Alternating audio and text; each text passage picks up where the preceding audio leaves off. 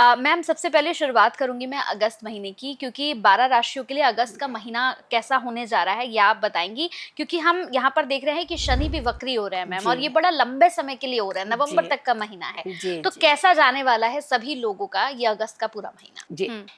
अब हम बात कुंभ राशि की करेंगे। बड़ी स्ट्रांग राशि है, और हमेशा हमने सुना है कि कुंभ राशि के लोग भी जो होते हैं ये भी बड़े स्ट्रांग होते हैं। ये जी राशि ही बहुत स्ट्रांग है।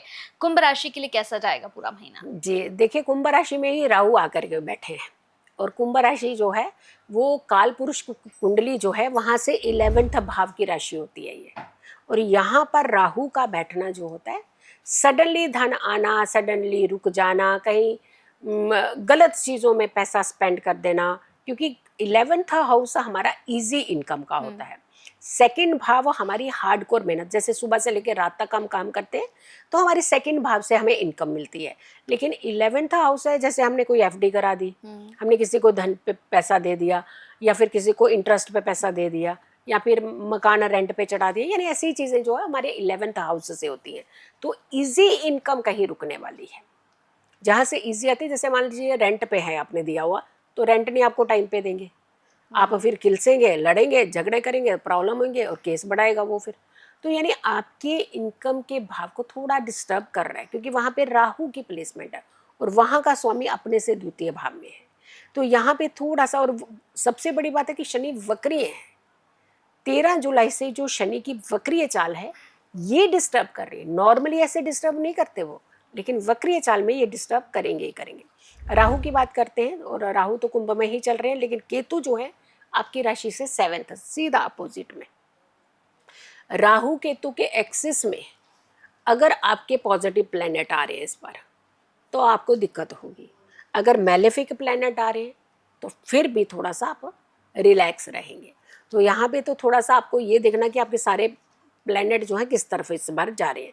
लेकिन अगर हम शनि की बात कर रहे हैं, शनि आपकी राशि के, आपके भाव के स्वामी हैं। और सबसे बड़ी बात है कि कुंभ राशि वालों के लिए जो 12th हाउस जो होता है वो काल पुरुष की कुंडली का 12th है, लेकिन आपके लिए 12वां भाव, आपके लिए जो 12वां भाव वो द्वितीय भाव हो गया आपके लिए। यानी काल पुरुष का 12वां, आपका द्वितीय भाव, आपकी राशि का स्वामी आपके द्वितीय भाव का स्वामी है, वक्रीय हो रहा है। तो यहाँ पे आपके जो है डिसीजन जो है वो थोड़ा सा कहीं ना कहीं गलत होंगे इस बार। हेल्थ का थोड़ा सा ध्यान रखिए, अपने खाने पीने का ध्यान रखिएगा। अगर आप विदेशों में कहीं ट्रैवल करने वाले हैं तो बहुत सावधानी रखिएगा। विदेश में जाकर के आपका नुकसान होने की संभावना है। यानी विदेश में कई बार कोई चीज़ें हमारी गुम हो जाती है, कोई चीज़ें छूट जाती हैं, फाइनेंशियल सेक्टर खास करके पैसा। और ध्यान रखिएगा जो भी डॉलर यूरो ये सब लेकर के अगर आप जा रहे हैं ना, तो इस बार संभाल करके भी रखने हैं उसको। यहाँ पर एक चीज़ का ध्यान रखना है, दूसरा हेल्थ का ध्यान रखना है, तीसरा खाने पीने का ध्यान रखना है, चौथा ट्रैवल का ध्यान रखना है, और पांचवा आपके खुद के जो डिसीजंस है ना उनका ध्यान रखना है, क्योंकि आपका इंक्लिनेशन जो है वो नेगेटिव चीज़ों की तरफ होने वाला है। अगस्त के महीने में कोई ना कोई आप ऐसी एक्टिविटी, ऐसी गतिविधि करेंगे जिससे आपके इमेज के ऊपर ठेस आएगी।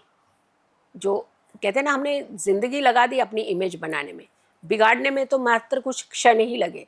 वो क्षण जो है वो अगस्त में आ रहे हैं।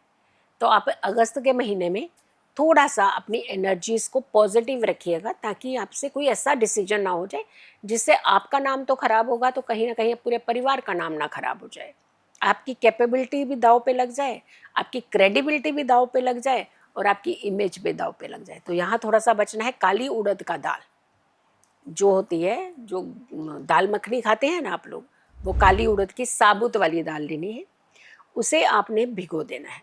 और भिगो करके हर शनि शुक्रवार को भिगो लीजिए, और आप शनिवार को भीगे हुई दाल कौओं को खिला सकते हो तो ज़रूर खिलाइए, या फिर जहाँ पे पक्षी आते हो, कुछ ऐसी प्लेसेस बनी होती है जहाँ पे पक्षी आते हैं, वहाँ पे जाकर के ये दाल डाल दीजिए, ताकि वो जैसे जैसे वो दाल खाएंगे वैसे वैसे आपकी जो एनर्जीज़ हैं वो पॉजिटिव ही होंगी, डिसीजन अच्छे होंगे, नेगेटिविटी से बचेंगे, और ख़ास करके जो एक प्रश्न मार्क आपके ऊपर लगने वाला है ना, उससे आप बचेंगे।